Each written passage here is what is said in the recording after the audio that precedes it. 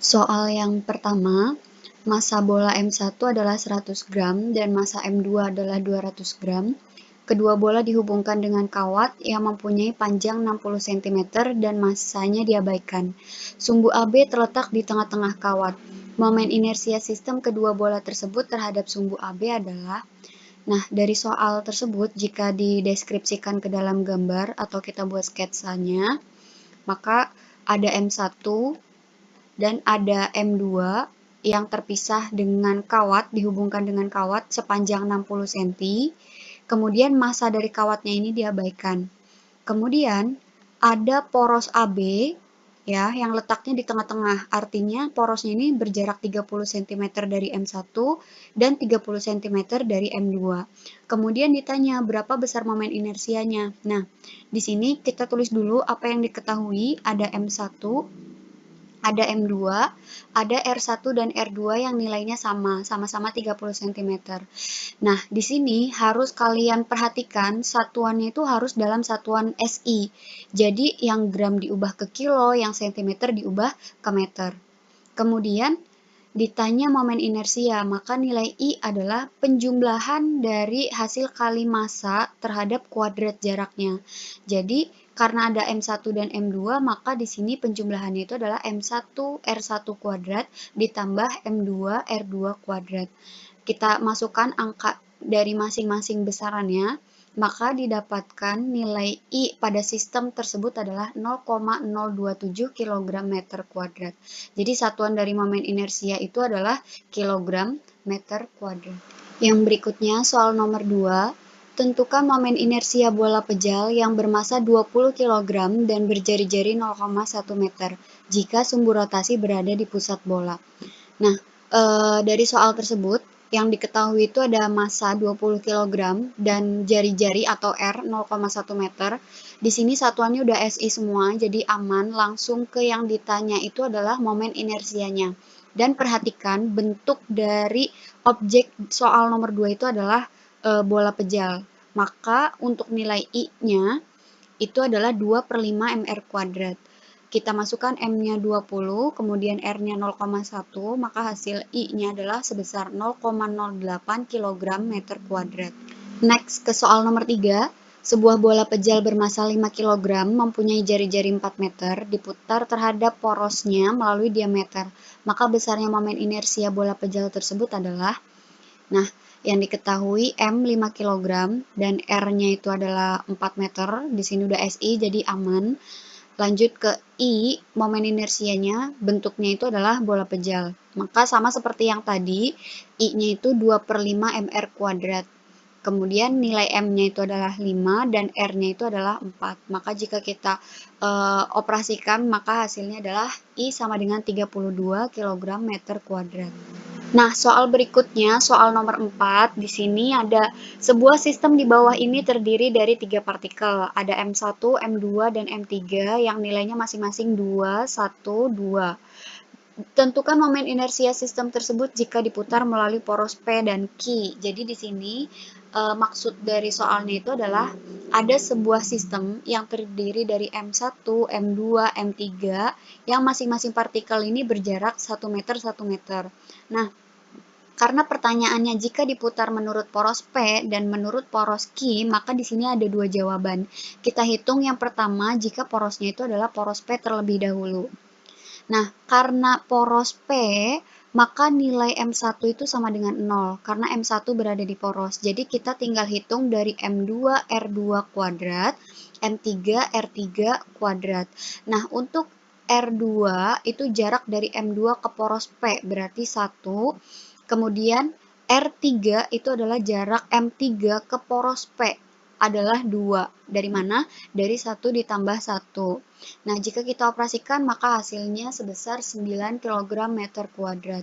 Kemudian, apabila porosnya di Q, maka nilai M2 yang 0. Tinggal dari M1 dan dari M3. Maka IQ sama dengan M1 R1 kuadrat ditambah M3 R3 kuadrat. M2-nya 0. Kemudian, M1 adalah 2 kg, R1 itu jarak M1 ke poros Q. ya, diperhatikan untuk Q itu berarti porosnya Q, R1 berarti jarak M1 ke Q, yaitu 1 meter. Kemudian R3 itu adalah jarak M3 ke poros Q, maka sama nilainya juga 1 meter. Setelah dioperasikan, maka hasilnya sebesar 4 kg meter kuadrat. Next ke soal nomor 5, bola bermasa 100 gram dihubungkan dengan seutas tali yang panjangnya 20 cm seperti gambar. Momen inersia terhadap sumbu AB adalah titik-titik-titik. Nah, jadi di sini yang diketahui itu adalah massa sama dengan 100 gram, kita harus ubah ke kilo menjadi 0,1 kg. Kemudian panjang tali ini itu sebenarnya adalah jarak dari bola ke sumbu atau ke porosnya, maka ini adalah R. R-nya itu 20 cm, kita ubah ke dalam meter menjadi 0,2 meter. Yang berikutnya ditanya berapa besar momen inersia atau I. Maka I sebesar mr kuadrat, tinggal kita masukkan M-nya 0,1 dan R-nya 0,2. Maka setelah kita hitung hasil I-nya itu sebesar 0,004 kg meter kuadrat. Selanjutnya, soal nomor 6, sebuah batang pejal bermasa 2 kg dengan panjang 2 meter, tentukan momen inersia batang tersebut jika sumbu rotasi terletak di tengah batang. Nah, dari soal tersebut, yang diketahui itu adalah massa 2 kg dan panjang atau L sama dengan 2 meter.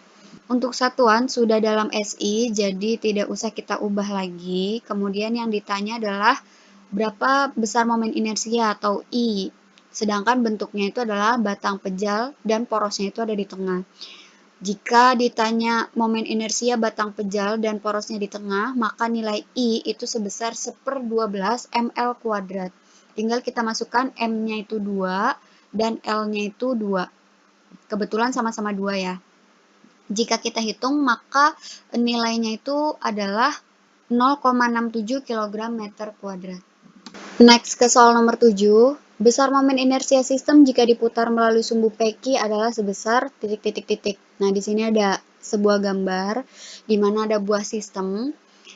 Sebuah sistem ini terdiri dari 3 partikel, ada M1, M2, dan M3 yang nilai massa dan jaraknya seperti pada gambar.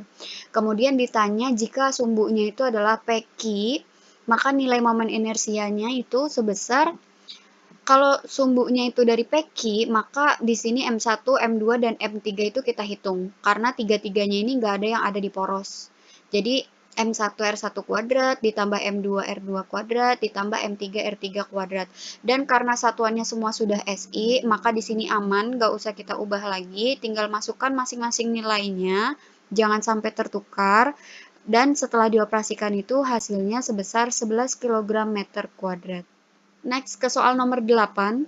Sebuah silinder pejal bermassa 8 kg mempunyai jari-jari 5 cm diputar melalui sumbu seperti pada gambar berikut. Jadi ada sebuah silinder, kemudian porosnya seperti ini. Ditanya besar momen inersia silinder pejal tersebut adalah titik-titik-titik. Jadi bentuknya silinder pejal, tapi bentuk porosnya itu posisinya seperti ini. Nah, porosnya itu akan berpengaruh ya terhadap nilai momen inersianya. Jadi apabila terdapat soal, selain perhatikan bentuknya, perhatikan juga poros yang diminta, letaknya itu ada di mana. Nah, dari soal tersebut diketahui masanya 8 kg, jari-jarinya 5 cm, harus kita ubah ke meter menjadi 0,05 meter. Kemudian ditanya I. Nah, besar I itu adalah setengah mr kuadrat. Apabila silinder pejal dan porosnya seperti ini, maka nilai I-nya itu adalah setengah mr kuadrat.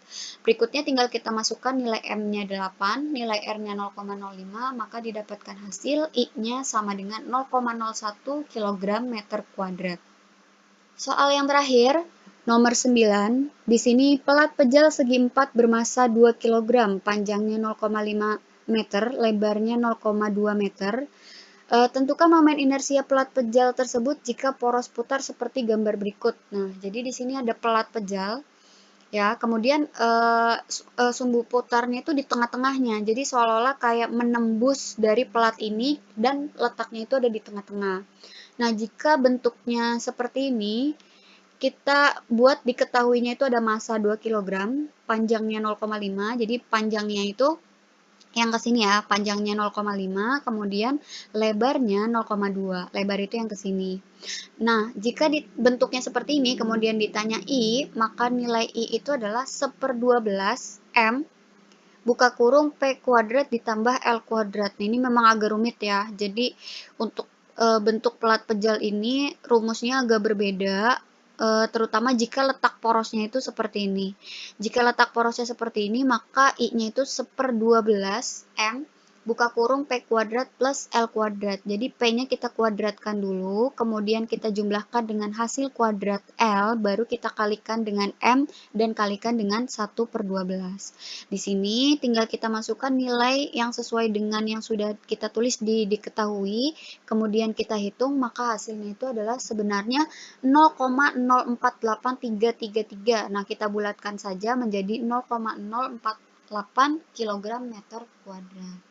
Nah, selesai pembahasan dari soal yang kalian berikan. Semoga kalian bisa memahami dari penjelasan yang sudah disampaikan. Selamat berjumpa di pembahasan soal berikutnya. Assalamualaikum.